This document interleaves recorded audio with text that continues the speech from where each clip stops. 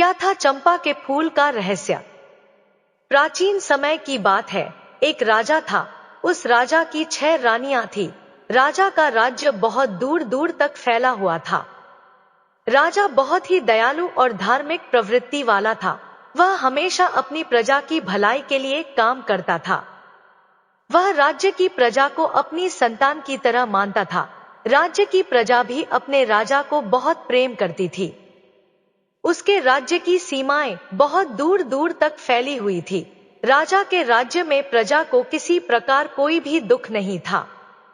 राजा के कोई संतान नहीं थी, इसलिए राजा को हमेशा यही चिंता लगी रहती थी कि संतान प्राप्ति के लिए राजा एक एक करके 6 शादियां कर चुका था, परंतु अभी तक किसी भी रानी से उन्हें संतान की प्राप्ति नहीं हुई।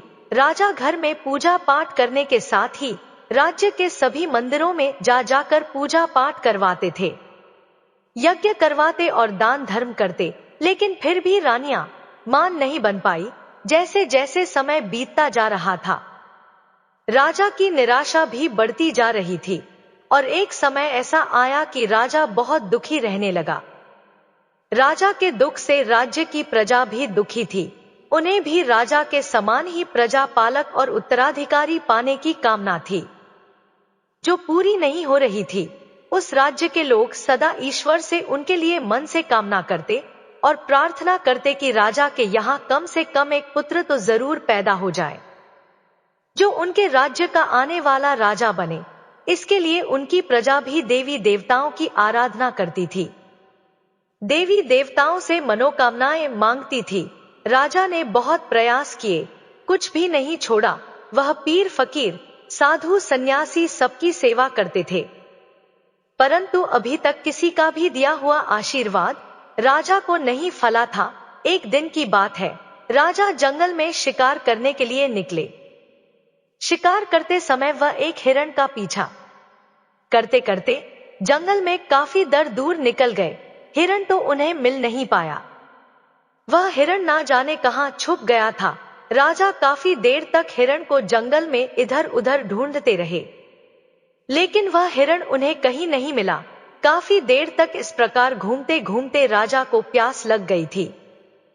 राजा अपने रास्ते से भी भटक चुके थे, फिर भी वह घोड़ा लेकर आगे बढ़े जा रहे थे। चारों दिशाओं में घनघोर जंगल ही जंगल था। अचानक उन्हें कहीं से कल कल की आवाज सुनाई पड़ी।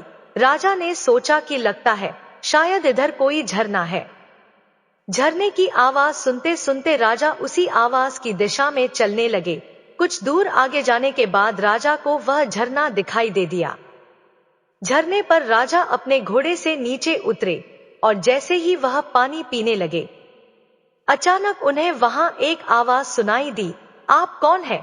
क्या आपको दिखाई नहीं देता कि मैं यहाँ नहा रही हूँ? आप यहाँ कैसे आ गए? राजा ने चौंक कर पीछे मुड़कर देखा। सचमुच अपनी प्यास के आगे उन्हें दिखाई नहीं दिया कि एक लड़की झरने में नहा रही थी। उन्होंने जल्दी से अपनी आंखें दूसरी तरफ फेर ली और कहा, मुझे बहुत प्यास लगी थी, इसलिए मैं पानी पीने आ गया। मुझे क्षमा करें, मैंने आपको नहीं देखा। यदि आप बुरा नहीं माने तो मैं पानी पी लूं और फिर मैं यहां से चला जाऊंगा।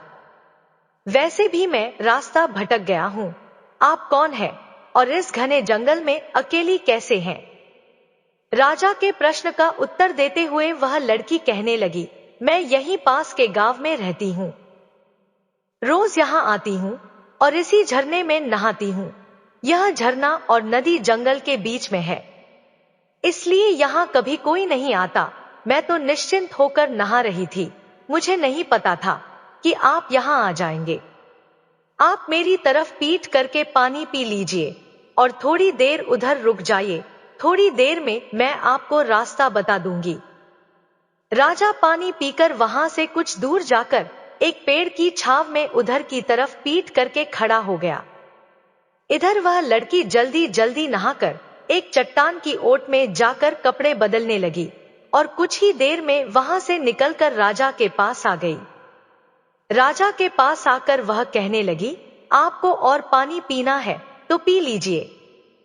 राजा ने कहा, नहीं नहीं, पानी तो मैंने पी लिया है, अब तुम मुझे अपना परिचय दो और मेरी मदद करो। लड़की कहने लगी, मैंने अपने घर ले जाने के लिए कुछ फल तोड़ रखे हैं, आपको भूख लगी होगी, आप उन्हें खा सकते हैं। क्या आप उन फलों को खाएंगे? अगर खाना चाहोगे तो मैं आपको दे दूंगी। यह कहकर वह लड़की राजा का जवाब सुने बिना ही टोकरी में बंधे हुए फल निकालकर झरने के पानी में धोकर खाने के लिए राजा को देने लगी। राजा लगातार मंत्रमुग्ध सा होकर उसे देख रहा था। राजा देखता है कि उसने बहुत सलीके से पत्ते पर फल रखे। राजा उन फलों को लड़की से ले लेता है और उस लड़की से पूछता है, क्या तुम नहीं खाओगी? लड़की कहती है, नहीं, आप अतिथि हैं, आप खाइए फल। खाते हुए राजा ने लड़की से कहा कि अभी तक आपने अपने बारे में कुछ नहीं बताया है, मैं तुम्हारे बारे में भी जानना चाहता हूँ। लड़की कहती है, मेरा नाम रूबी है, मैं यही पास के गांव में रहती हूँ। मेरे गांव का नाम कौटिल्यपुर है। मेरे परिवार में सिर्फ मेरी माँ है। हम लोग जंगल से फल और लकड़ियां ले जाते हैं और उसी को बेचकर अपना गुजारा कर लेते हैं। घर के पास थोड़ी सी जमीन है, हम लोग उसमें कुछ अनाज और सब्जियां उगा लेते हैं, जिससे हमारा खर्चा चल जाता है। इसके बाद उस लड़की ने कहा कि मैंने तो अपने बारे में आपको सब कुछ बता दिया है, अपने बारे में भी आप कुछ बताइए, आप कौन है? राजा ने एक पल के लिए कुछ सोचा और फिर बोला कि जब मैं अगली बार मिलने आऊंगा तब बताऊंगा। इसके बाद रूबी ने राजा को रास्ता बता दिया। राजा अपनी राजधानी जाने से पहले रूबी से कहने लगा, रूबी, तुमने यह तो बताया ही नहीं कि मैं तुम्हें दोबारा कहाँ मिल सकता हूँ। तो रूबी कहने लगी, आप मुझसे क्यों मिलना चाहते हैं? राजा कहने लगा, बस तुम्हें देखकर तुमसे बातें करने की इच्छा होती है। इसके बाद रूबी हंसते हुए बोली, मैंने आपको बताया तो था कि मैं रोज यहाँ आती हूँ, सुबह लकड़ियां ले जाकर माँ को दे देती हूँ, फिर फल लेकर जाती हूँ, उसके बाद खाना खाकर हम सब्जी और फल बेचने के लिए बाजार जाते हैं। मैं आपको रोज इस समय यहाँ मिलूंगी, या फिर यदि आप चाहे तो आप मेरे गांव में भी आ सकते हैं। उसके बाद राजा वहां से चल पड़ा और अपनी राजधानी आ गया, लेकिन राजा रूबी पर मोहित हो गया था, इसलिए वह बेचैन रहने लगा। उसे बार बार रूबी से मिलने की इच्छा होती। वह समझ नहीं पा रहा था कि छह छह रानियों के रहते उसका दिल रूबी की ओर क्यों खिंचा चला जा रहा है। जब उसके लिए सहन करना कठिन हो गया, तब उसने जंगल में घटी यह सारी बातें अपने मंत्री को बताई। मंत्री जी ने कहा, महाराज, यदि आप चाहते हैं तो आप उस लड़की से विवाह क्यों नहीं कर लेते हैं? हो सकता है उनसे ही हमारे राज्य को उत्तराधिकारी मिल जाए। मंत्री का यह सुझाव सुनने के बाद राजा अगले ही दिन अपने मंत्री को साथ लेकर रूबी से मिलने के लिए चल पड़ा। झरने के पास पहुंचकर उसने रूबी को आवाज दी। रूबी झरने पर नहीं थी। कई बार आवाज देने के बाद वह वहीं रुक गए। काफी देर इंतजार करने के बाद भी जब उन्हें रूबी दिखाई नहीं दी, तो राजा ने मंत्री जी को भी बुलाया और कहा, आज रूबी दिखाई नहीं दे रही है, लगता है या तो आज रूबी आई नहीं है या फिर आकर वापस चली गई है। परंतु उसने कहा था कि वह रोज यहाँ आती है, तो अब तक आई क्यों नहीं? मंत्री जी कहने लगे, महाराज, क्यों ना हम लोग उसके गांव चले? राजा कहने लगे, हाँ, लगता है यही ठीक रहेगा। रूबी के गांव में जाने का निश्चय करके दोनों उसके गांव पहुंचे और फिर रूबी का नाम लेकर पता करते हुए उसके घर पहुंच गए। उन्हें देखकर गांव के लोग रूबी का घर दिखाने के लिए उनके साथ चल पड़े। वहां पहुंचकर राजा ने देखा तो उसे वहां रूबी की झोपड़ी के बाहर कोई भी दिखाई नहीं दिया। रूबी चुपचाप अपनी झोपड़ी में बैठी हुई थी। राजा ने आवाज लगाई, रूबी, तुम क्या कर रही हो? बाहर आओ, देखो मैं तुमसे मिलने आया हूँ। मैंने झरने के पास तुम्हारी बहुत प्रतीक्षा की, परंतु क्या आज तुम फल लेने नहीं गई थी? आवाज सुनकर रूबी बाहर आई। उसकी आंखें आंसुओं से भरी हुई थी। राजा ने पूछा, रूबी, क्या हुआ? तुम क्यों रो रही हो? अब तक दो अजनबियों को घोड़े पर सवार देख इकट्ठे हुए ग्रामीणों में से एक ने कहा, बाबूजी, इसके अपनों में सिर्फ इसकी एक माँ ही तो थी, और वह भी चल बसी, उसे सर्प ने डस लिया था, और अब यह बेचारी अकेली रह गई है। आप ही बताइए कि ऐसे में अब यह बेचारी रोए नहीं तो क्या करे? आप लोग कौन है? मंत्री जी ने राजा का परिचय दिया, और मंत्री की बात सुनकर पूरे गांव में खलबली मच गई। सभी ने मिलकर राजा का दिल से स्वागत किया। राजा ने गांव के मुखिया से कहा, मैं रूबी से विवाह करना चाहता हूँ, क्या आप लोगों को कोई आपत्ति है? मुखिया जी ने कहा कि नहीं, हमारी बेटी राजरानी बनेगी, हमारे तो भाग्य खुल गए। यह गांव अब आपकी ससुराल होगी, इससे अधिक हमें और क्या चाहिए? गांव वालों ने जल्दी जल्दी सारी तैयारियां करके राजा और रूबी का विवाह करवा दिया। राजा ने रूबी को नया नाम दिया लक्ष्मी। राजा और मंत्री जी नई रानी लक्ष्मी को लेकर अपनी राजधानी वापस जाने के लिए तैयार थे। गांव वालों ने नम आंखों से गांव की बिटिया रूबी को विदा किया। लक्ष्मी राजा के साथ अपनी ससुराल राजमहल में आ गई। राजा की नई रानी को देखकर उसकी दूसरी 6 रानियां ईर्ष्या से जलकर राख हुई जा रही थी। उन्होंने मन से दुखी होने के बाद भी अपने आप को खुश दिखाते हुए लक्ष्मी का स्वागत किया। अब तो राजा का अधिकांश समय लक्ष्मी के साथ ही व्यतीत होता था। लक्ष्मी भोली भाली और मासूम दिल की थी। वह अपनी सौतन के मन में छिपी हुई अपने प्रति ईर्ष्या को पहचान नहीं पा रही थी। वह नहीं जानती थी कि उसकी सौतन उससे कितनी नफरत करती है। वह उन्हें अपनी बड़ी बहनों की तरह सम्मान देती थी। लक्ष्मी के साथ राजा के विवाह को भी काफी समय बीत गया, लेकिन फिर भी उन्हें कोई संतान नहीं हुई। एक बार एक सन्यासी महाराज उस राज्य से गुजर रहे थे। वह सन्यासी उस इलाके में बहुत ही प्रसिद्ध थे। जब मंत्री जी को उन सन्यासी महाराज के बारे में पता लगा तो वह राजा के पास आया और बोला, हे राजन, वह सन्यासी बहुत ही बड़े महात्मा है, क्यों ना एक बार उन्हें राज दरबार में बुलाकर उनसे इस परेशानी का हल पूछा जाए। राजा मंत्री की बात से सहमत हो गए और उन्होंने उसे कहा कि सन्यासी महाराज को आदर से महल में बुलाया जाए। जब वह महात्मा महल में पहुंचे तो राजा ने उनका बहुत आदर सत्कार किया और उन्हें अपनी परेशानी के बारे में बताया। राजा ने अपनी सभी रानियों को भी राज दरबार में ही बुला लिया।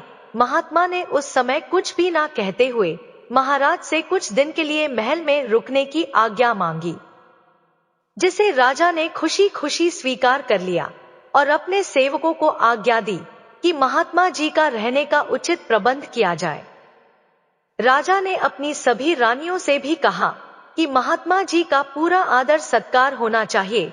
बड़ी 6 रानियों ने महात्मा के फटे पुराने कपड़े देखे तो उन्हें अच्छा नहीं लगा।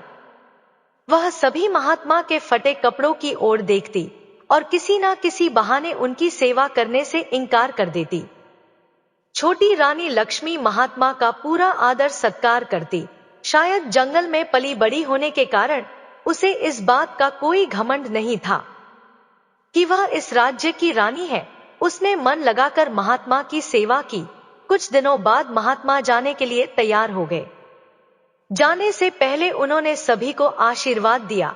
अंत में सबसे छोटी रानी लक्ष्मी को अपने पास बुलाकर बोले कि बेटी, तुमने मेरी बहुत सेवा की है, मेरा बहुत ध्यान रखा है। बहुत जल्द ही तुम्हें संतान की प्राप्ति होगी और इस महल में बच्चों की आवाज सुनाई देगी।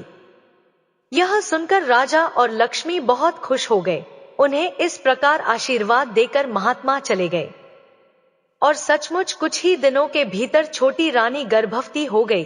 कुछ ही दिनों में लक्ष्मी ने राजा को शुभ समाचार दिया कि वह पिता बनने वाले थे। रानी गर्भवती थी। यह समाचार सुनने के बाद राजा की खुशी का ठिकाना नहीं रहा। अब तो राजा रानी लक्ष्मी का और भी ज्यादा ध्यान रखने लगे। लक्ष्मी को किसी तरह की कोई तकलीफ ना हो, यह सोचकर उन्होंने राजमहल में सभी दासियों को उनकी इच्छा पूरी करने के निर्देश दे दिए। उन्होंने कुलगुरु को भी यह निर्देश दिया कि वह प्रतिदिन रानी को धार्मिक और प्रेरक कहानियां सुनाए। इस समाचार से पूरे राज्य में खुशी की लहर दौड़ गई। पूरे राज्य में लोग खुशियां मनाने लगे। चारों तरफ बधाइयों की धूम मची थी। सभी लोग खुश थे कि राज्य को वारिस मिलने वाला है। परंतु बड़ी 6 रानियां तो जलकर राख हो गई थी। यह 6 की 6 रानियां आपस में विचार करने लगी कि अब क्या होगा। अब तो वह सब यही सोच रही थी कि छोटी रानी तो पहले ही राजा को बहुत प्यारी है, बच्चा होने के बाद तो इसका और अधिक ध्यान रखा जाएगा, यही पटरानी हो जाएगी। उसके बाद हम सभी का तो कोई महत्व ही नहीं रह जाएगा और यह हमें दासी की तरह समझेगी। इस तरह से वे आपस में सलाह करके हमेशा रानी लक्ष्मी को परेशान करने का प्रयास करती, परंतु उनका कोई भी प्रयास सफल नहीं हो पाता था। कभी कुल गुरु के लोग रास्ते में आ जाते, तो कभी प्रजा और कभी दासियां, तो कभी स्वयं राजा ही उनके रास्ते की रुकावट बन जाते। इस तरह समय बीत रहा था और रानी की गर्भावस्था का समय भी लगभग पूरा होने को था। तभी अचानक राज्य की सीमा पर विद्रोहियों ने विद्रोह कर दिया।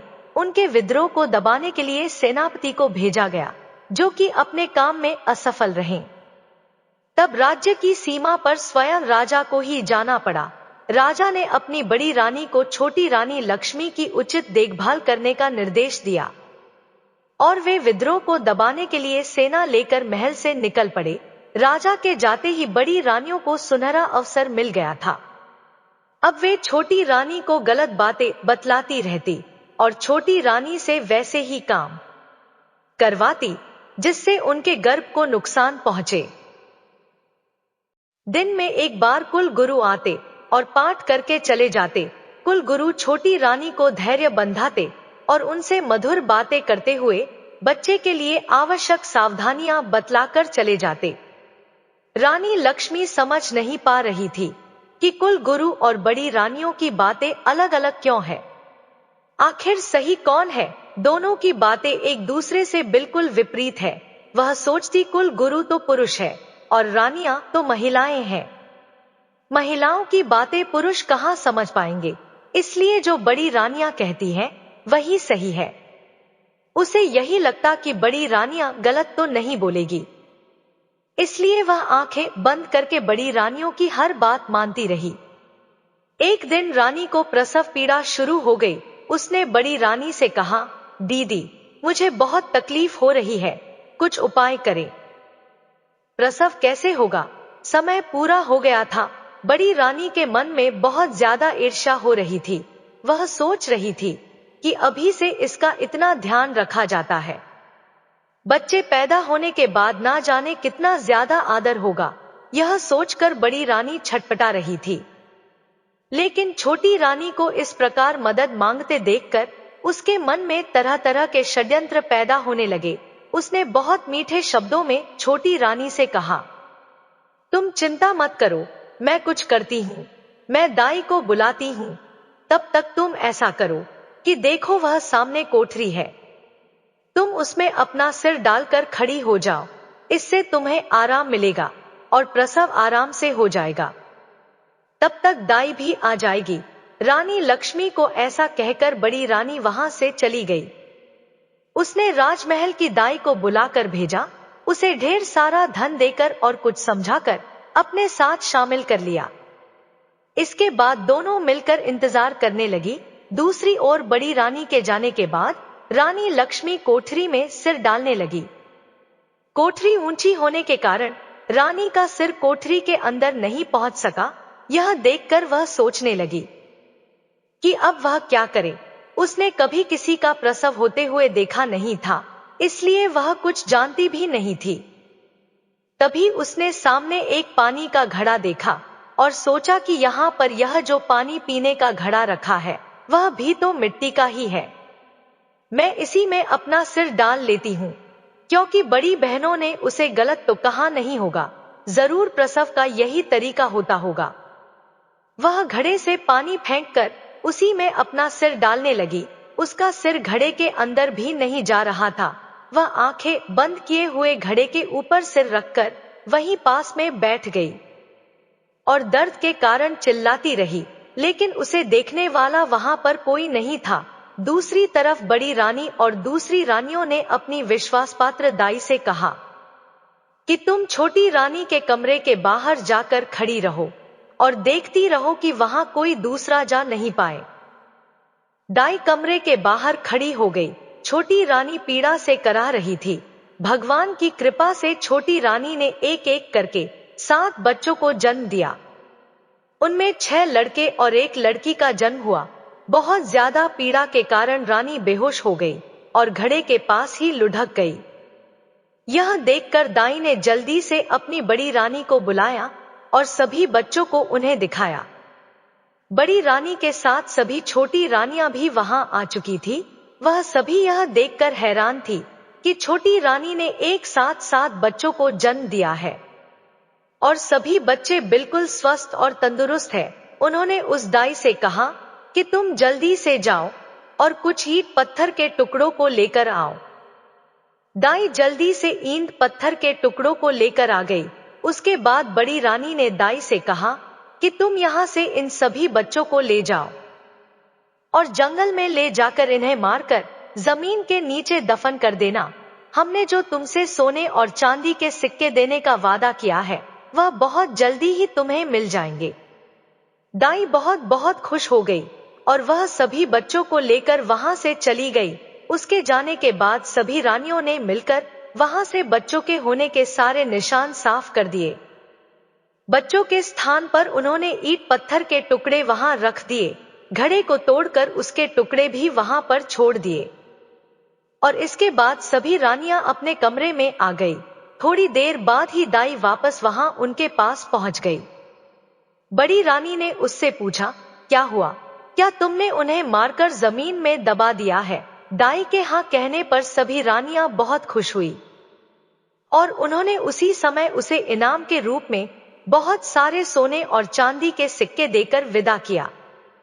इस प्रकार अपना सारा काम पूरा करने के बाद सभी रानियां छोटी रानी लक्ष्मी के पास आई और उसके ऊपर पानी के छींटे मारकर छोटी रानी को होश में लाई।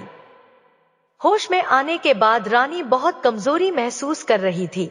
उसने बड़ी रानियों से पूछा कि मेरे बच्चे कहाँ हैं और मुझे लड़का या लड़की क्या हुआ है? पास पड़े ईंट और पत्थरों की ओर इशारा करते हुए रानियों ने कहा, यह देखो तुमने इन ईंट और पत्थरों को जन्म दिया है। छोटी रानी लक्ष्मी यह सुनकर आश्चर्यचकित थी कि ऐसा कैसे हो सकता है कि मैंने ईंट और पत्थरों को जन्म दिया है। छोटी रानी के पास ईंट और पत्थर के टुकड़े पड़े हुए थे। उसने रोते हुए कहा कि ईंट और पत्थर, ऐसा कैसे हो सकता है? नहीं, यह नहीं हो सकता, बच्चा तो जरूर हुआ होगा। बड़ी रानियों ने कहा, तो क्या हमने उसे कहीं छुपा दिया है? यही तो है जिसे तुमने जन्म दिया है। लो, अब तुम इन्हें संभाल कर रखो। ऐसा कहकर उन्होंने सारी ईंट और पत्थर के टुकड़ों को एक थैले में भर दिया। अब उन्हें राजा के आने की प्रतीक्षा थी। छोटी रानी बहुत ही आश्चर्यचकित और परेशान थी।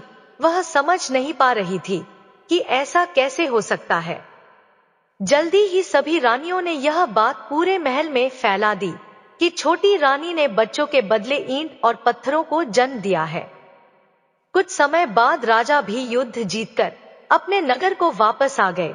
उनके स्वागत में भव्य तैयारियां की गई, परंतु लोगों के चेहरे पर वह उमंग, वह खुशी नहीं दिख रही थी जिसकी उन्होंने कल्पना की थी। उनको बड़ा आश्चर्य हुआ। राजा अब राजभवन में आए तो पटरानी सहित सभी रानियों ने उनका स्वागत किया। छोटी रानी का चेहरा उदास था, परंतु दूसरी रानियां बहुत खुश दिखाई दे रही थी। राजमहल में ऐसा माहौल देखकर राजा को बहुत आश्चर्य हुआ। छोटी रानी का उदास मुख देखकर उन्होंने पूछा, रानी लक्ष्मी, क्या बात है? आप दुखी नजर आ रही है। इस पर छोटी रानी लक्ष्मी के कुछ भी कहने से पहले ही बड़ी रानी ने जवाब दिया कि महाराज, वह दुखी कैसे नहीं रहे, इनका भेद जो खुल गया है। जब राजा को कुछ समझ नहीं आया तो उसने बड़ी रानी से पूछा कि आपका यह सब कहने का क्या मतलब है? रानी बताइए तो सही, क्या हुआ? रानी का प्रसव हुआ या नहीं? राजा की बड़ी रानी जो पटरानी थी, उसने झूठे दुख का दिखावा करते हुए कहा, महाराज आप तो चले गए, हमें तो बहुत बड़े धोखे में रखा गया। महाराज यह लक्ष्मी मासूम चेहरे वाली, यह तो बहुत ही धोखेबाज निकली।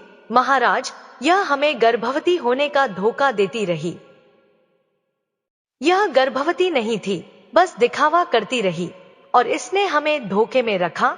गर्भ होने पर कुछ तो होता। इन्हें तो ईंट और पत्थर पैदा हुए हैं, वह ईंट और पत्थर इन्हीं के कमरे में रखे हुए हैं, आप जाकर स्वयं देख लीजिए। पटरानी राजा को रानी लक्ष्मी के कक्ष में लेकर गई और उन्हें ईंट और पत्थरों के टुकड़ों को दिखाया। राजा ईंट और पत्थरों के टुकड़ों को देखकर आश्चर्यचकित थे।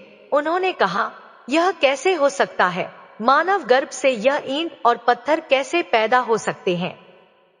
बड़ी रानी कहने लगी, महाराज वही तो हम भी कह रहे हैं कि इसने हमारे साथ गर्भवती होने का नाटक किया था। हम भी तो उम्मीद लगाए बैठे थे, सभी को यह उम्मीद थी कि राज्य का वारिस मिलेगा, इसके साथ ही हमें भी तो माता होने का सौभाग्य मिलता, परंतु ऐसा कुछ भी नहीं हुआ। बड़ी रानी के इस प्रकार कहने पर राजा को उसकी बातें ठीक लगने लगी। राजा को भी लगा कि छोटी रानी ने सभी को धोखा दिया है। अब राजा क्रोध में भरकर रानी लक्ष्मी की ओर पलट गए और पूछा, बताइए रानी, आपने हमें इतना बड़ा धोखा क्यों दिया? हमें धोखा देने की आपकी हिम्मत कैसे हुई? यदि आप ऐसा ना करती तो हम इसे विधि का विधान मानकर संतोष कर लेते कि हमारे भाग्य में संतान सुख है ही नहीं, लेकिन आपने तो हमें हमारे जीवन की सबसे बड़ी आशा दिखाकर हमारी आशा पर पानी फेर दिया। हम तो आपके मासूम चेहरे पर मोहित होकर आपको अपनी रानी बनाकर लेकर आए थे। हमने आपको इतना प्यार, आदर और सम्मान दिया, परंतु आप उस सम्मान के योग्य नहीं हैं। आपने हमें धोखा देने से पहले इन सब चीजों के बारे में एक बार भी नहीं सोचा। हमें आपसे ऐसी उम्मीद बिल्कुल भी नहीं थी, लेकिन आपने जो छल हमसे किया है उसका दंड तो हम आपको अवश्य देंगे। आज से आप हमारी रानी नहीं बल्कि महल की नौकरानी होगी। जाइए हमारे सामने से अभी चले जाइए, वरना क्रोध में मैं ना जाने क्या कर बैठूं। राजा के ऐसे शब्द सुनकर छोटी रानी बहुत दुखी हुई, लेकिन वह कुछ नहीं कर सकती थी। वह उस कक्ष से बाहर चली गई और एक तरफ बैठकर रोने लगी। इस घटना के बाद तो राजमहल में छोटी रानी का जीवन बहुत मुश्किल हो गया। बड़ी रानी और बाकी सभी रानियां उसके साथ बहुत बुरा व्यवहार करती। महल की नौकरानियों से भी अधिक काम उनसे लिया जाता था। उनको महल की सफाई के काम में लगा दिया गया। रानी दुखी बहुत हो गई और उसके दुख हर गुजरते दिन के साथ बढ़ते ही जा रहे थे। पर वह सब कुछ झेलने के अलावा क्या कर सकती थी? उनके पास कोई ऐसा सबूत नहीं था जिससे वह अपनी गर्भावस्था को प्रमाणित कर पाती। वह जानती थी कि वह सच में गर्भवती थी। उन्हें यह आश्चर्य होता था कि उनके बच्चों का क्या हुआ। कई बार उनके मन में इच्छा होती कि वह राजमहल को छोड़कर अपने गांव चली जाए और अपनी पुरानी दिनचर्या आरंभ करे। अब उसे अपनी पुरानी जिंदगी की बहुत याद आती, परंतु वह यह सोचकर अपना विचार बदल देती कि उसके रानी बनने पर उसके गांव वाले कितने खुश थे। वह सोचती, अब वह वहां जाकर किस मुंह से अपने दुर्भाग्य की कथा उन्हें सुनाए। इस तरह समय बीतता रहा और काफी समय के बाद एक दिन जब राजा दरबार में बैठे राज्य कार्य में व्यस्त थे कि तभी एक प्रहरी ने उनके पास आकर सूचना दी। प्रहरी ने कहा, महाराज भानु गांव के प्रधान जी आपसे मिलना चाहते हैं। राजा ने ग्राम प्रधान को बुलाने की आज्ञा दे दी। भानु गांव के ग्राम प्रधान ने आकर राजा को झुककर पूरे सम्मान के साथ अभिवादन किया और आदेश की प्रतीक्षा में खड़ा हो गया। राजा ने कहा, ग्राम प्रधान जी, कहिए आपकी क्या समस्या है? ग्राम प्रधान कहने लगा, महाराज आपके शासन में किसी को कोई समस्या हो ही नहीं सकती है। राज्य में और हमारे गांव में सभी राजी खुशी है। आज मैं यहाँ आपके पास एक आश्चर्यजनक और चमत्कारिक घटना के बारे में बताने के लिए आया हूँ, जिसके बारे में जानकर हम सब गांव वालों की तरह आप भी बहुत ही हैरान रह जाएंगे। महाराज, मुझे लगा कि आपको इसके बारे में पता होना चाहिए, इसलिए मैं यहाँ चला आया। राजा कहने लगे, प्रधान जी, ऐसी कौन सी चमत्कारपूर्ण घटना हुई है, उसके बारे में हमें बताइए। प्रधान कहने लगे, महाराज, हमारा गांव जंगल के पास में है, वहाँ बहुत से पेड़ पौधे हैं, लेकिन पिछले कुछ समय से हम वहाँ एक स्थान पर एक चंपा के फूल और कई बांस के पौधों को देख रहे हैं। यह पौधे अपने आप उगाए हैं, इन पौधों को किसी ने भी नहीं लगाया। शुरू में तो हम में से किसी ने भी उन पर विशेष ध्यान नहीं दिया, परंतु अब हम उनके बारे में सोचने के लिए मजबूर हो चुके हैं। महाराज, उन ऊंचे बांस के पौधों के बीच में चंपा का पौधा ऐसा लगता है जैसे बांस के पौधों के द्वारा घेरा डालकर चंपा के पौधे की सुरक्षा की गई हो। उन्हें देखकर ऐसा लगता है कि जैसे वह बांस के पौधे खास तौर पर उस चंपा के पौधे की सुरक्षा के लिए ही लगाए हो। परंतु महाराज, यह भी एक सत्य है कि उन पौधों को हमारे गांव के किसी भी व्यक्ति ने नहीं लगाया है। यह सभी पौधे एक साथ अपने आप ही उगाए हैं। महाराज, इससे भी बड़ी आश्चर्य की बात यह है कि यह चंपा का पौधा फूलों से लदा हुआ है, परंतु किसी के भी तोड़ने से इसका फूल टूटता नहीं है। चंपा के पौधे से जो फूल नीचे गिरते हैं, हम उन्हें उठा लेते हैं। वह फूल बहुत ही सुगंधित है, परंतु महाराज, यदि कोई भी व्यक्ति फूल तोड़ने के लिए अपने हाथ आगे बढ़ाता है, तो चंपा के सारे फूल आकाश की तरफ को काफी ऊंचे हो जाते हैं। महाराज, इतना ही नहीं, उनमें से मानव की आवाज भी आती है। चंपा और बांस के सभी पौधे आपस में मानव की आवाज में बातें करते हैं। ग्राम प्रधान की यह सभी बातें सुनकर राजा आश्चर्यचकित हो गए। राजा के साथ साथ सभी दरबारी भी हैरान थे। राजा ने कहा कि ऐसा कैसे हो सकता है, पौधे मानव आवाज में कैसे बोल सकते हैं। ठीक है ग्राम प्रधान जी, आप हमें यह बताइए कि वह पौधे बातें करते हुए क्या कहते हैं। ग्राम प्रधान कहने लगे, महाराज, जब कोई भी व्यक्ति फूल तोड़ने के लिए चंपा के पौधे की ओर हाथ बढ़ाता है, तो चंपा के पौधे से आवाज आती है कि बांस भैया, यह इस गांव के ग्रामीण फूल तोड़ने आए हैं, इन्हें फूल देना है या मैं लगूं आकाश। इसके बाद उन बांस के पौधों में से आवाज आती है, ना बहना, लग जा आकाश। इसके बाद चंपा की डालियां इतनी ऊंची हो जाती है कि कोई भी इंसान उन तक नहीं पहुंच पाता। लंबे डंडे से भी चंपा के फूल तक पहुंचना संभव नहीं होता, परंतु प्रतिदिन सुबह के समय चंपा के फूल जमीन में बिखरे मिलते हैं, जो कि बहुत ही सुगंधित होते हैं। महाराज, आश्चर्य की बात तो यह है कि सभी ग्रामीणों ने फूल तोड़ने की बहुत कोशिश की, परंतु आज तक एक भी फूल अपने हाथों से तोड़ नहीं पाए। यहाँ तक कि कितने राहगीरों ने भी और आसपास के कई गांवों के ग्रामीणों ने भी बहुत प्रयास किया, परंतु कोई भी व्यक्ति एक भी फूल नहीं तोड़ पाया। सभी असफल रहे। महाराज, अब तो सभी लोगों ने उस चंपा के पौधे को आकाश चंपा के पौधे के नाम से बुलाना शुरू कर दिया है।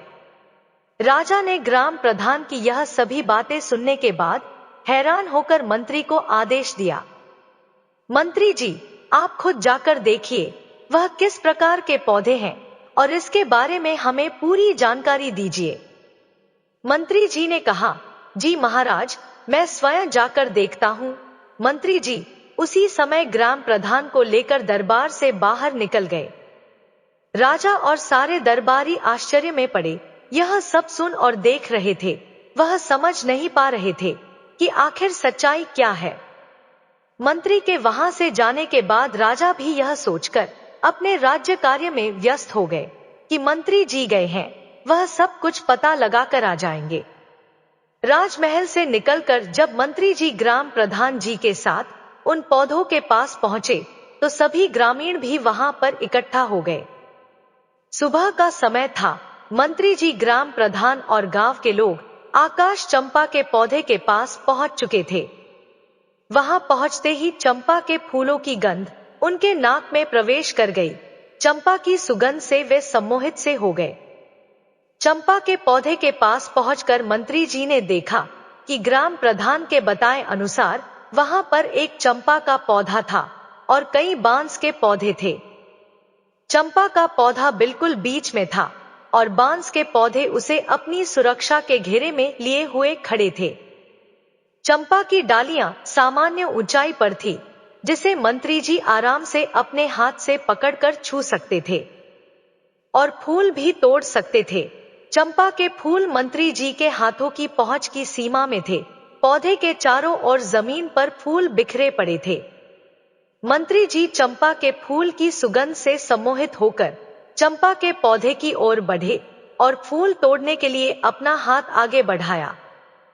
तभी वहां पर मौजूद सभी लोगों को चंपा के पौधे से निकलती हुई एक मानव आवाज सुनाई दी, जिसे सुनकर मंत्री जी के आगे बढ़े हाथ जहां के तहां रुक गए। वह आश्चर्यचकित हो उठे। वह देख रहे थे कि यह आवाज चंपा के पौधे से आई थी। चंपा के फूल के पौधे से आवाज आई थी, हे बांस भैया। हाँ बहन चंपा, यह आवाज किनारे की ओर से बांस में से आई थी। उसके बाद चंपा के पौधे से आवाज आई, हमारे मंत्री जी फूल तोड़ने आए हैं। क्या मैं टूटूं या लग जाऊं आकाश में? आवाज स्पष्ट सुनाई दे रही थी। सभी बांस के पौधों में से एक साथ आवाज आई, जो बिल्कुल साफ सुनाई दे रही थी। ऐसा लग रहा था जैसे 5-6 लोग एक साथ बोल रहे हो। इन आवाजों को सुनकर मंत्री जी आश्चर्यचकित हो गए। ऐसे लग रहा था जैसे उनके हाथों के साथ साथ उनका दिमाग भी सुन हो गया हो। और जब वे इन आवाजों को सुन रहे थे जो कह रहे थे, ना बहन चंपा, लग जा आकाश में, ये वही मंत्री जी हैं जिन पर हमारी मां की जिम्मेदारी थी, लेकिन इन्होंने अपनी जिम्मेदारी पूरी नहीं की, इसलिए इनके सामने झुकना नहीं, एक भी फूल का स्पर्श इन्हें नहीं करने देना। इसलिए बहन चंपा, लग जा आकाश में। और आश्चर्य कि चंपा की सभी डालियां इतनी ऊंची हो गई कि अब मंत्री जी किसी भी तरह से उसके एक भी फूल को नहीं छू सकते थे। मंत्री जी ने चंपा के फूल तोड़ने का बहुत प्रयास किया, लेकिन बहुत कोशिश करने के बाद भी वह एक फूल भी नहीं तोड़ सके। बांस के पौधों में से अब जो आवाज आ रही थी वह मंत्री जी से कह रही थी कि जाइए मंत्री जी, अपने राज कार्य का संचालन कीजिए। आप किसी इंसान की जिम्मेदारी लेने के योग्य नहीं हैं।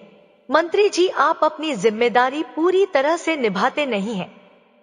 आपने एक बार भी यह देखने की कोशिश नहीं की कि हमारी मां रानी लक्ष्मी गर्भा अवस्था के अंतिम समय में कैसे रही और उनका प्रसव कैसे होगा। ऐसे कठिन समय में उन्हें क्या समस्या हो सकती है। इसलिए अब आप यहां से जाइए। हमारी दृष्टि में आपने अपराध किया है। उनकी बात सुनकर मंत्री जी आश्चर्यचकित थे। एक और तो उन्हें इस बात का आश्चर्य हो रहा था कि यह पौधे मनुष्य की आवाज में बात कैसे कर रहे हैं। वहीं दूसरी ओर वह यह सोचकर भी हैरान थे कि वह सचमुच रानी लक्ष्मी को दिन में केवल एक बार देखकर आ जाते थे। यह बात सच तो थी, लेकिन उन्हें यह समझ नहीं आ रहा था कि यह बात इन पौधों को कैसे पता चली। और वह आत्मग्लानि से भर उठे, क्योंकि उन्हें गर्भावस्था के अंतिम समय में रानी की देखभाल तथा प्रसव अपनी निगरानी में करवाना चाहिए था। अब उन्हें यह महसूस हो रहा था कि सही में उन्होंने अपनी जिम्मेदारी सही ढंग से पूरी नहीं की। अब वे यह सोचने पर मजबूर हो गए कि क्या रानी लक्ष्मी के साथ कुछ बड़ा षड्यंत्र हुआ है। क्या कुछ ऐसा है जो वे नहीं जानते हैं। आखिर ऐसी क्या बात है। उन्होंने पौधों से पूछा कि आप ही हमें बताइए, हमसे क्या गलती हुई है और हमारे द्वारा हुई उस गलती का क्या प्रायश्चित हो सकता है, जिससे हमारी भूल सुधारी जा सके। परंतु उसके बाद उन पौधों में से कोई आवाज नहीं आई। मंत्री जी पौधों से बात करने का बार बार प्रयास करते रहे।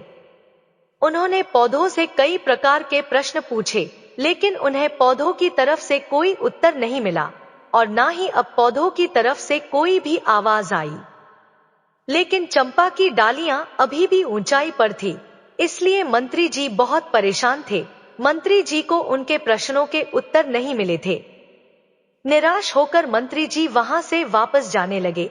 वहां से लौटने से पहले उन्होंने गांव वालों से कहा, मैं इस बात को महाराज से अवश्य कहूंगा और मुझे पूरा विश्वास है कि मेरी बात सुनने के बाद महाराज इस रहस्य का पता करने के लिए यहां अवश्य आएंगे। इसके बाद मंत्री जी वहां से अपनी राजधानी वापस आ गए। राजमहल वापस आकर उन्होंने महाराज को सारी बातें बताई और कहा, महाराज, मुझे लगता है कि राजमहल में कुछ षड्यंत्र तो अवश्य हुआ है। अब मुझे तो अपने ऊपर गलानी हो रही है। मुझे ऐसा लग रहा है कि जैसे मैं छोटी रानी की देखभाल पूरी तरह से नहीं कर पाया। आज मुझे उन पौधों की बात सुनकर ऐसा लग रहा है कि कुछ ऐसा हुआ है जो हम लोग नहीं जानते। इस बारे में मैंने अपनी तरफ से जानने की पूरी कोशिश की, लेकिन उन्होंने मुझे कुछ नहीं बताया।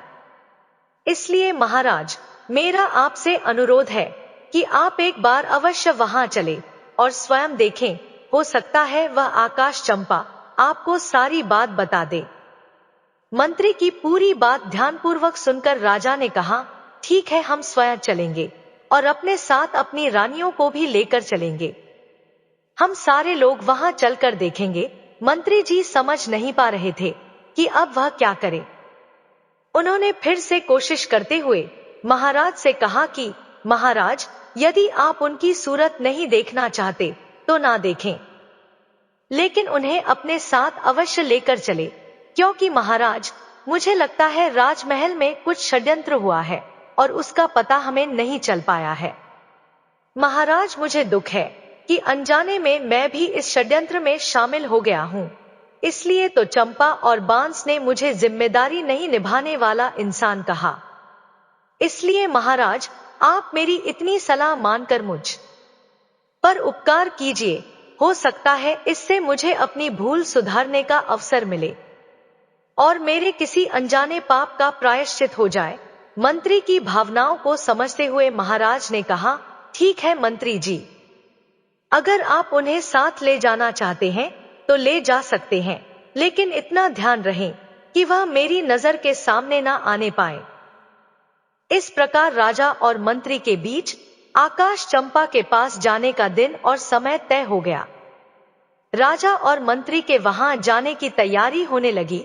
निश्चित दिन पर और नियत समय पर राजा अपनी रानियों के साथ आकाश चंपा का रहस्य जानने के लिए निकल पड़े। आगे आगे रथ में स्वयं राजा, उनकी पटरानी तथा पीछे 5 रानियों की पालकी थी। उनके कई प्रमुख सभा सदस्य भी उनके साथ जा रहे थे। राजा के आदेशानुसार छोटी रानी लक्ष्मी को दासियों के साथ जाना था, परंतु मंत्री जी ने उनके जाने की व्यवस्था अपने परिवार के साथ की थी और पूरे सम्मान सहित एक पालकी में अपने परिजनों के साथ उनकी यात्रा सुनिश्चित की। मंत्री जी को कहीं ना कहीं अब भी अपने आप पर गलानी आ रही थी कि उन्होंने गर्भावस्था में रानी की पूरी तरह से देखभाल नहीं की थी और उन्होंने रानी के प्रसव की सही व्यवस्था नहीं की थी। उन्हें पूर्ण विश्वास हो गया था कि रानी ने राजा को धोखा नहीं दिया है। उनके साथ छल हुआ है। प्रसव तो अवश्य हुआ है, लेकिन इसके साथ ही छोटी रानी राजमहल में किसी गहरे षड्यंत्र की शिकार हुई है। राजा का काफिला गांव की तरफ चल दिया और गांव के पास आकर रुका। वन के बाहर गांव की सीमा पर पड़ाव डाला गया। गांव के ग्रामीण राज परिवार के स्वागत में जुट गए। अगले दिन प्रातःकाल यह काफिला आकाश चंपा के पास पहुंचा और सभी लोग उनके चारों ओर घेरा डालकर बैठ गए। आज भी आकाश चंपा के फूल जमीन पर बिखरे हुए थे और उनमें से निकल रही मनमोहक सुगंधित हवा पूरे वातावरण को सुगंधित कर रही थी। चंपा की सुगंध से वहां उपस्थित सारे लोग उल्लास थे। अब राजा भी आकाश चंपा के रहस्य को जानने के लिए बेताब थे।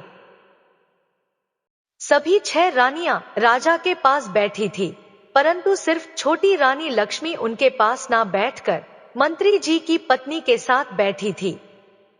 तभी पटरानी ने महाराज से कहा, महाराज, यदि आपकी आज्ञा हो तो मैं कुछ फूल ले लूं। राजा ने कहा, हाँ रानी साहिबा, क्यों नहीं, आप अवश्य फूल तोड़िए। तभी दूसरी रानी ने कहा, महाराज, मेरी भी फूल तोड़ने की बहुत इच्छा हो रही है। इनकी सुगंध इतनी अच्छी है कि मैं अपने आप को रोक नहीं पा रही हूं। आप आदेश दे तो मैं भी कुछ फूल ले लूं। तभी तीसरी रानी भी अनुरोध करने लगी। राजा देख रहे थे कि सभी रानियां फूल चुनने के लिए बहुत उत्साहित है, इसलिए उन्होंने सभी को आज्ञा दे दी। लेकिन राजा ने पहले छठे नंबर की रानी को फूल चुनने के लिए निर्देश दिया। उन्होंने पटरानी से कहा कि आप सबसे छोटी है, इसलिए सबसे पहले उन्हें फूल चुनने का अवसर दीजिए। महाराज की बात मानते हुए बड़ी रानी ने कहा, ठीक है, छठे नंबर की रानी, पहले तुम फूल ले लो।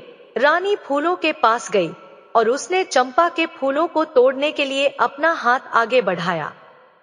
तभी चंपा के फूल से आवाज आई, रानी आप रुकिए, आप हमारी आज्ञा के बिना इस तरह हमारे फूल नहीं तोड़ सकती। आवाज को सुनते ही रानी के हाथ जहां थे वहीं रुक गए। आसपास बैठे सभी लोग भी इस आवाज को सुनकर दंग रह गए। तभी चंपा के पौधे से आवाज आई। चंपा के पौधे ने बांस के पौधे से पूछा, बांस भैया, हमारी सबसे छोटी माँ हमारे फूल तोड़ने आई है, मैं टूटू या लगूं आकाश में। बांस के पौधे में से आवाज आई, बहन चंपा, लग जा आकाश, यह तो तुम्हें छूने योग्य भी नहीं है। क्या तुम्हें याद नहीं कि इन्होंने हमारी माँ के साथ कैसा अत्याचार किया है? इसलिए बहन, इनके बारे में मत सोच और लग जा आकाश में। इसके साथ ही चंपा की डालियां ऊपर उठने लगी और आकाश को छूने लगी। निराश होकर महारानी वापस आकर अपने स्थान पर बैठ गई। इसी प्रकार से पांचवी, चौथी, तीसरी और फिर दूसरी रानी भी हार मानकर अपने स्थान पर बैठ गई। इसके बाद आई सबसे बड़ी रानी। उन्होंने अपने हाथ पौधे की ओर बढ़ाए, परंतु पहले ही कहा, सभी सुने, मैं इस राज्य की महारानी और महाराजा की पटरानी हूं। इस राज्य में जो कुछ भी है उन सब का उपयोग सबसे पहले या तो मैं करती हूँ या वह मेरी अनुमति से किसी और को प्राप्त होता है। इसलिए चंपा अपनी डाली को नीचे झुका और मुझे फूल तोड़ लेने दे। इस बार चंपा की डालियों से आवाज आई, भैया बांस, हमारी सौतेली माँ हमें फूल देने के लिए चेतावनी के साथ धमका रही है, हमें अपना आदेश मानने के लिए कह रही है। तुम क्या कहते हो, हमें इनका आदेश मानना चाहिए या नहीं? बांस बोला, ना बहना, तुम्हें आदेश देने का इनके पास कोई अधिकार नहीं है। यह पटरानी है राजा की और अपने राज्य की, और हम इनके राज्य की प्रजा नहीं है, और हम कोई वस्तु भी नहीं है जो इनके उपयोग में आना आवश्यक हो। और क्या तुम्हें याद नहीं है कि इन्हीं के आदेश से तो सारा काम हुआ है? इन्होंने ही तो हमारी माँ को सबसे ज्यादा दुख दिया है और इन्होंने ही हमें वन में भेजकर हमारी मृत्यु का रास्ता तैयार किया था। यह तो महारानी बनने के लायक भी नहीं है। रानी और महारानी राज की जनता की माँ होती है, इसीलिए पूरी प्रजा भी उनकी संतान बनकर उनके आदेशों का पालन करती है। परंतु इन्होंने तो माता होने का अपना कर्तव्य ही नहीं निभाया, यह तो हमें मारने वाली है। इन रानियों के हाथों में तुम अपने सुगंधित फूलों को कैसे दे सकती हो? इसलिए बहन, तुम झुकना मत, तुम आकाश में ही रहो, तुम्हें इनका स्पर्श भी नहीं होने देना चाहिए। सभी के सामने यह सभी बातें सुनकर बड़ी रानी का सर लज्जा से झुक गया। राज्य के सभी सभासदों, राज्य की जनता और ग्रामीणों के समक्ष उनका इतना अपमान हुआ जो उन्हें बिल्कुल भी अच्छा नहीं लगा। परंतु वह इस पौधे को कोई दंड भी तो नहीं दे सकती थी। उसकी इच्छा तो हो रही थी कि बांस और चंपा के पौधे के टुकड़े टुकड़े करवा दे, लेकिन वह मजबूर थी, इसलिए चुपचाप आकर अपने स्थान पर बैठ गई। अब चंपा की डालियां वापस पहले की तरह पहले वाली अवस्था में सामान्य ऊंचाई पर आ गई। अब राजा खुद उठे और फूल तोड़ने के लिए आगे बढ़े। जब उन्होंने चंपा के पौधे के पास जाकर फूल तोड़ने के लिए अपने हाथ आगे बढ़ाए। तभी चंपा के पौधे से आवाज आई, ना ना महाराज, आप यह भूल कभी मत कीजिएगा। आपको फूल तोड़ने से रोकने के लिए मैं अपने भैया से अनुमति नहीं लूंगी। यदि भैया अनुमति दे भी देंगे तो भी मैं आपके हाथों में नहीं आऊंगी, इसलिए आप अपने हाथ पीछे ही रखिए। फूल तोड़ने का विचार त्याग दीजिए। राजा आश्चर्यचकित होकर सोचने लगे, आखिर ऐसा क्या हुआ कि उनको रोकने के लिए चंपा अपने भाइयों से भी अनुमति नहीं लेगी और बिना अनुमति के ही उन्हें रोक देगी। उन्होंने पूछा, मैं इस देश का राजा हूं, तुम मुझे यह बताओ कि जब मैंने कभी भी किसी के साथ अन्याय नहीं किया, मैं अपनी प्रजा को अपनी संतान मानता हूं और संतान की तरह उनकी देखभाल भी करता हूं। मैंने कभी किसी पशु पक्षी को भी तकलीफ देने की नहीं सोची। फिर तुम ऐसा क्यों कह रही हो? इस बार चंपा के पौधे से आवाज आई कि आप अपनी पूरी प्रजा को संतान मानते हैं, परंतु आप उसी पर विश्वास करते हैं जो दूसरे आपसे कहते हैं। आप स्वयं कभी भी सच्चाई जानने की कोशिश नहीं करते। आपने प्रजा को संतान माना, लेकिन आपने आपकी अपनी संतान की खोज खबर करने की कभी भी कोशिश नहीं की। आपने कभी यह जानने की कोशिश नहीं की कि आपकी अपनी संतान कहाँ है, आपकी अपनी संतान कैसी है। आप ही बताइए, क्या कभी आपने यह सब जानने का प्रयास किया? आप अपने राज्य की सुरक्षा करने की बात करते हैं, लेकिन आप तो अपनी गर्भवती पत्नी की सुरक्षा नहीं कर पाए। आपने एक सच्ची नारी का विश्वास नहीं किया और उन्हें धोखेबाज कहकर नौकरानी बना दिया। इस प्रकार हमारी मृत्यु के षड्यंत्र में आप भी शामिल हो गए। महाराज, जब आप अपनी पत्नी को ही सुरक्षा नहीं दे पाए तो किसी और को क्या सुरक्षा दे पाएंगे? राजा ने पूछा, तो क्या अब आपके फूलों को कोई नहीं तोड़ पाएगा? चंपा के पौधे ने कहा, यह जानने का अधिकार आपको नहीं है, इसलिए आप वापस जाएं और अपने राज्य का संचालन करें, युद्ध लड़े। आपकी प्रजा आपकी संतान अवश्य है, लेकिन उस प्रजा की, उस संतान की देखभाल करने के कारण आप अपनी संतान की, अपने होने वाले बच्चों की रक्षा नहीं कर पाए। इसलिए आप यहां से जाइए। राजा के पास कहने के लिए अब कोई शब्द नहीं थे, इसलिए वह अपने स्थान पर आकर चुपचाप बैठ गए। अब मंत्री जी ने राजा से कहा, महाराज, अब आप यदि आदेश दे तो हम छोटी रानी लक्ष्मी को एक बार फूल तोड़ने के लिए पौधे के पास भेज दें। राजा कुछ उत्तर देते उससे पहले ही पटरानी बोल उठी। पटरानी ने कहा, मंत्री जी, जो फूल महाराज के हाथों भी नहीं टूटे, वह इस धोखेबाज के हाथों कैसे टूटेंगे? मंत्री जी ने प्रश्नवाचक दृष्टि से महाराज की ओर देखा। चंपा के पौधे से अब तक की हुई इतनी बातों से राजा के मन में भी शंका पैदा होने लगी थी।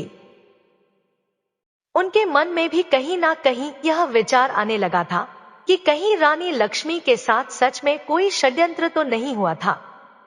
उन्होंने अपनी शंका दूर करने का निर्णय लिया और फिर उन्होंने इसके लिए मंत्री जी को अनुमति दे दी। राजा ने मंत्री को अनुमति देते हुए कहा, ठीक है मंत्री जी, आप रानी लक्ष्मी को चंपा के पौधे के पास ले जाइए। अब मंत्री जी रानी लक्ष्मी को फूल तोड़ने के लिए कहते हैं। रानी उठती है और देखती है कि चंपा के पौधे की डालियां आकाश की काफी ऊंचाई पर है। यह देखकर वह कहती है, मंत्री जी, मेरे हाथ वहां इतनी ऊंचाई पर कैसे पहुंचेंगे? मंत्री जी ने कहा, रानी जी, आप एक बार वहां पर जाकर तो देखिए। आपसे पहले इतने लोगों ने कोशिश की है, इतने लोग फूल को नहीं तो तोड़ पाए। अभी अभी आपने देखा कि महाराज भी फूल नहीं तोड़ पाए। इसलिए आप घबराइए मत। यदि आपसे भी नहीं टूटेगा तो क्या हुआ, छोड़ दीजिएगा, लेकिन आप चलिए तो सही। जब मंत्री जी ने रानी को इस प्रकार समझाया तो रानी हिम्मत करके चलती हुई चंपा के पौधे के पास आई और उसने अपने हाथ बढ़ाकर अपने पास से जाते हुए चंपा के पौधे के तने को छुआ और उसे बहुत प्यार से सहलाया। रानी को लगा जैसे उस स्पर्श से उन्हें सुख मिल रहा है, असीम आनंद आ रहा है। वह पौधे को सहला रही थी। पौधे से आवाज आई, हे भैया बांस। आवाज उसकी रुंधी हुई थी। बांस ने कहा, बहन चंपा, तुम रो रही हो। चंपा ने कहा, हमारी माँ फूल लेने आई है, उन्होंने मुझे बहुत ही प्यार से स्पर्श किया है। उनका प्रथम कोमल स्पर्श पाकर मैं आनंदित हो गई, इसलिए मेरा हृदय भावुक हो गया और आज मैं द्रवित हो गई हूँ। आप मुझे आदेश दे कि अब मैं क्या करूं। मेरी तो इच्छा हो रही है मैं अपनी माँ के चरणों में अपने सारे फूल समर्पित कर दूं। इस पर सभी बांस के पौधों से एक साथ आवाज आई, हाँ बहन चंपा, बिल्कुल सही है, तुम्हारा दिल जो कह रहा है वही करो। माँ के चरणों में तो स्वर्ग है, माँ के चरणों का स्पर्श कर लो। इस आवाज के साथ ही सभी ने बड़ी हैरानी से देखा कि सारी डालियां झुककर रानी के चरणों को छूकर रानी लक्ष्मी के चारों ओर फैल गई। उसके ऊपर चंपा के फूलों की वर्षा हो रही थी। रानी लक्ष्मी के सिर से पांव तक चंपा के पुष्प भरे हुए थे और रानी आंसू बहाते हुए चंपा की डालियों को अपने हाथों से पकड़े सहलाते जा रही थी। रानी लक्ष्मी की आंखों से आंसू बहने लगे। यह देखकर सभी राज्य कर्मचारी, सभासद और ग्रामीण भावुक हो गए। सबकी आंखों से आंसू बहने लगे। राजा ने उठकर उन पौधों से पूछा, तुम यह बताओ कि तुम कौन हो? तुम देव हो, किन्नर हो या किसी अन्य लोक के प्राणी हो? तुमने किसी को भी अपने फूलों को छूने भी नहीं दिया, परंतु अब छोटी रानी की बाहों में बंद कर उनके ऊपर पुष्प वर्षा कर रही हो। इसका क्या मतलब है? इसके पीछे क्या कारण है? मुझे बताओ, मैं इसके बारे में विस्तार से जानना चाहता हूँ। इस बार चंपा ने कहा, राजन, मैं और यह 6 बांस आपकी और छोटी रानी की ही संतान है। हम 7 भाई बहनों का जन्म एक साथ हुआ था। मुझसे बड़े 6 भाई और मैं सबसे छोटी बहन थी। हमारे जन्म के समय हमारी माँ प्रसव के समय बहुत अधिक पीड़ा में थी। हमारी माँ ने आपकी पटरानी और इस राज्य की महारानी से अपनी सहायता करने के लिए निवेदन किया। तो पटरानी ने हमारी माँ को कोठी में मुंह डालकर खड़ी हो जाने के लिए कहा था। वह कोठी बहुत ऊंची थी। ऊंची होने के कारण मेरी माँ ने जो पानी पीने का घड़ा था उसमें अपना सिर डालने की कोशिश की, लेकिन उस घड़े का मुंह भी छोटा होने के कारण उनका सिर तो अंदर नहीं गया, परंतु वह घड़े के ऊपर सिर रखकर दर्द से कहराती रही। उनकी परेशानी को देखने के बाद भी उनकी सहायता किसी ने नहीं की। ईश्वर की कृपा से हम 7 भाई बहन का जन्म उसी अवस्था में हो गया। महारानी ने तो सोचा था हमारी माँ अपने सिर को कोठी में रखेगी और ऊंचाई से हमारा जन्म होगा और ऊंचाई से गिरने के कारण हम बच्चों की मृत्यु हो जाएगी, परंतु ऐसा नहीं हो सका और हम सब जीवित रहे। परंतु माँ उस अवस्था में दर्द से बेहोश होकर भूमि पर गिर पड़ी थी। तब महारानी ने एक दाई को बुलाया। महारानी ने उस दाई को पैसों का लालच देकर हमें मारकर जंगल में जमीन में दबाने के लिए कहा।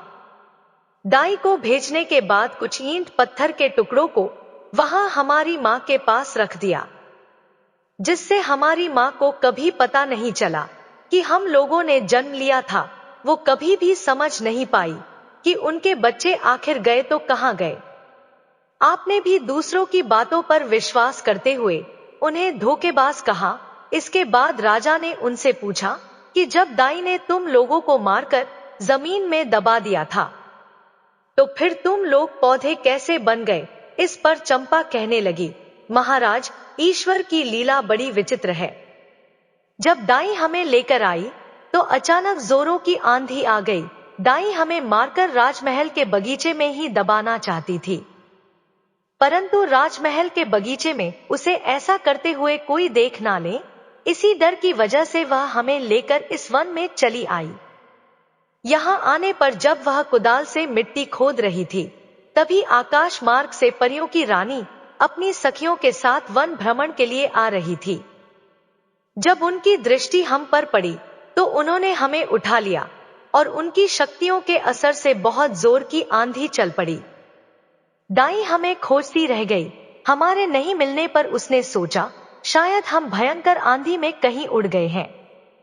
इसलिए महल में जाकर उसने महारानी से झूठ बोल दिया कि उसने हमें मारकर जमीन के अंदर दबा दिया है, क्योंकि उसे डर था कि सच्चाई जानकर महारानी उसे मरवा देंगी।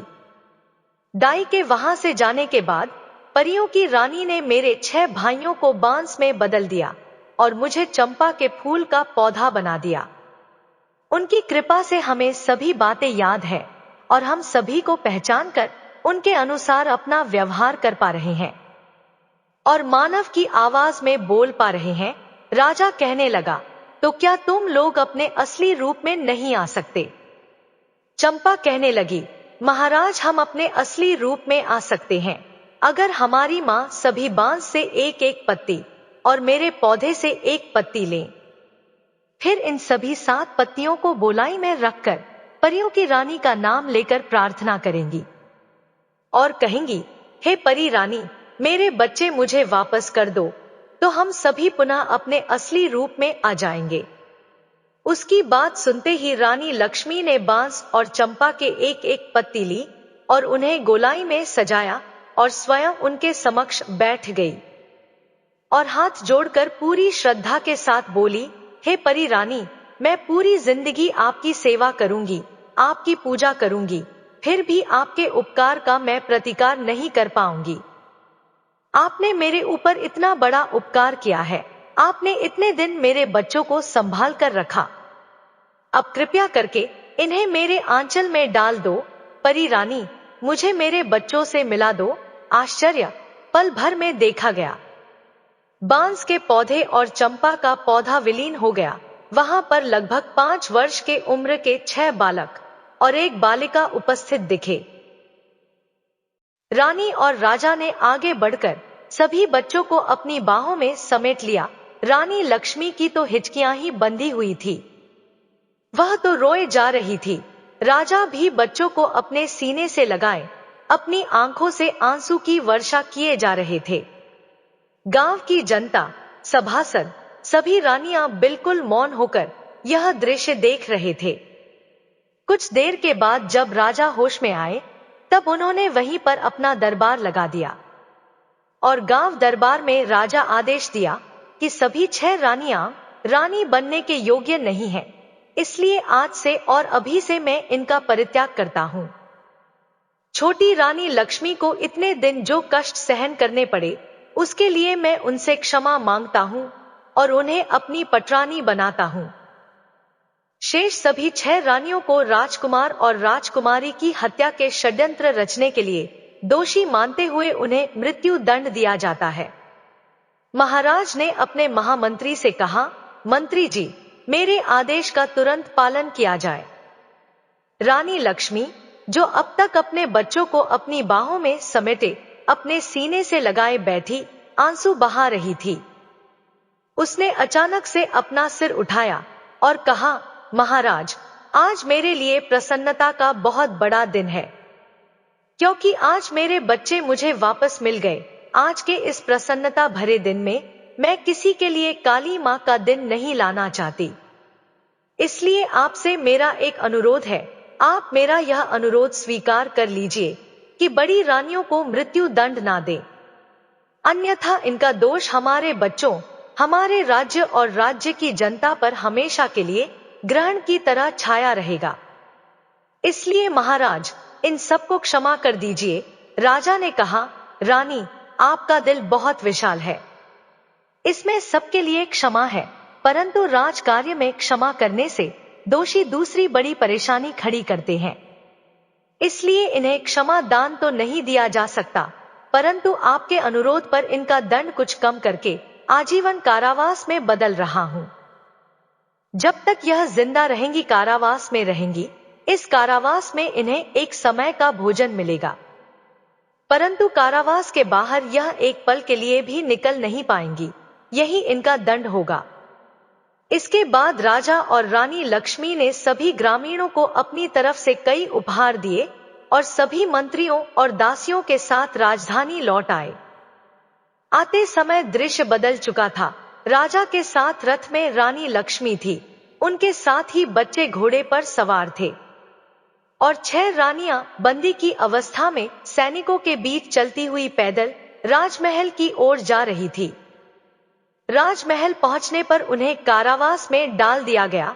राजा रानी लक्ष्मी के साथ सुखपूर्वक 7 बच्चों और राज्य की जनता का पालन करते हुए अपना जीवन बिताने लगे।